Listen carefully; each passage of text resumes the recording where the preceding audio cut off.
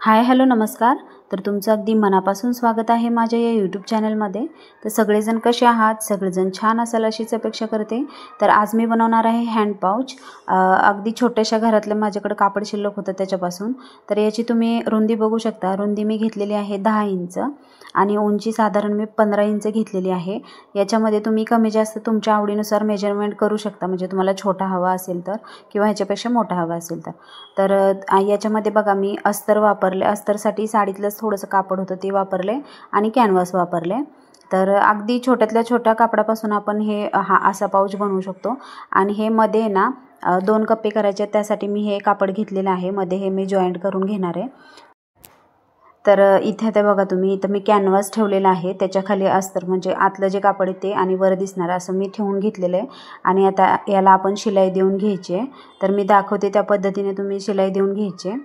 तर असे पाऊच आपण घरच्या घरी अगदी सुंदर बघा, आपल्या साडीतले किनारी वगैरे असतात आपल्याकडं, किंवा मग असं सुंदर असं पैठणीतलं वगैरे कापड असेल ना, तर अशा आपल्या साडीवरती मॅचिंग वगैरे आपण पाऊच शिवू शकतो घरच्या घरी। तर इथे तुम्ही बघू शकता मी राऊंड शेप दिलेला आहे। तुम्हाला हवा असेल तर तुम्ही इथं म्हणजे स्क्वेअर आकार पण ठेवू शकता। तर हे बघा अशा पद्धतीने शिलाई देऊन घ्यायची आहे आणि आपल्याला ते सुलट करण्यासाठी थोडीशी मार्जिन जागा ठेवायची। तर मी इथे तुम्हाला दाखवते, हे बघा अशा पद्धतीने शिलाई देऊन घेतलेली आहे मी। तर हे बघा अशा पद्धतीने। तर इथं जे मी जागा सोडलेली बघा तुम्ही, इथून आपल्याला ते सुलट करून घ्यायचं आहे। तर आता हे जे आहे ना स्क्वेअर आकार, जिथे मी राऊंड दिला आहे तिथे बघा मी हे कट करून घेतले आणि तिथे छोटे छोटे कट दिलेत, कारण तो राऊंड व्यवस्थित येण्यासाठी। तर आता आपण हे सुलट करून घेऊयात। असे पाऊच खूप छान होतात आणि याच्यामध्ये कसं की तुम्हाला चेनची गरज लागत नाही। तर आता बघा इथून आपण ते सुलट करून घ्यायचे। तर याच्यामध्ये कसं की चेनची वगैरे गरज भासत नाही आपल्याला, म्हणजे तो आणखीन तो खर्च वाचतो, म्हणजे खूप कमी खर्चामध्ये हा पाऊच तयार होतो। तर हे बघा तुम्ही बघू शकता अशा पद्धतीने तयार झाले। तर आता ही जी ओपन साईड होती ना, इथे शिलाई देऊन घ्यायची आहे। तर लग्नामध्ये वगैरे आपण बघा आता पोटली बॅग वगैरे वापरतो, तर हे असे पाऊच पण आपण आपल्या साडीतले छोटासा तुकड्यापासून एकाने अशा बनवू शकतो। हे बघा अशा पद्धतीने शिलाई देऊन घेतलेली आहे। तर आता हे ना, हे आपल्याला नाही का मी तुम्हाला सांगितलं होतं की कप्पा करण्यासाठी, तर मी तुम्हाला दाखवते कशा पद्धतीने ठेवायचे हे। तर हे बघा हे मध्ये असं ठेवायचं आहे, त्याच्यावरती हे आपलं फोल्ड करून घ्यायचं आहे आणि हे बघा अशा पद्धतीने असा पाऊच तयार होणार आहे।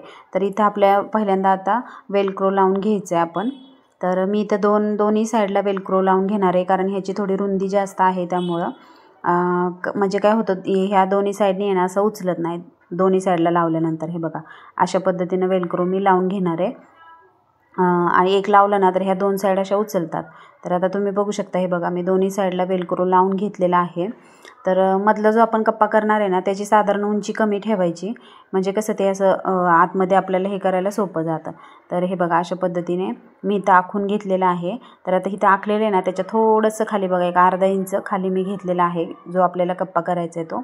तर हे बघा अशा पद्धतीने हे ठेवायचे आणि शिलाई आहे ना अशी सगळ्या साईडने अशी शिलाई देऊन घ्यायची आहे, मी ज्याप्रमाणे दाखवते ना त्याप्रमाणे। हे बघा अशा पद्धतीने। तर म्हणजे तुम्हाला जर शिलाई काम येत असेल ना, तर तुम्ही हे अशा पद्धतीने अगदी म्हणजे एकदम सोपं तुम्हाला पण वाटेल। तर तुम्ही असे पाऊच करून विकू पण शकता, जर तुमच्या इथं असे म्हणजे हे असेल तर हे बघा अशा पद्धतीने। आणि खूप म्हणजे खूप अगदी 5 ते 10 मिनटामध्ये तुम्ही असं पाऊच तयार करू शकता। हे बघा याला जास्त खर्च पण नाही आहे, बघा घरातलंच कापड, फक्त वेलक्रो आणि लेस मी वापरली आहे। आणि हे बघा अशा पद्धतीने आपण डेकोरेट पण करू शकतो।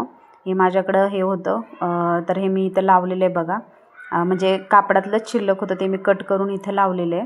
तर मी इथं तुम्हाला आहे ना ह्याचा फायनल लुक बघू शकता आणि त्यानंतर ना आता मी तुम्हाला याच्या आतलं पण दाखवते की कप्पा वगैरे केलेला आहे ना ते कसं दिसत आहे ते।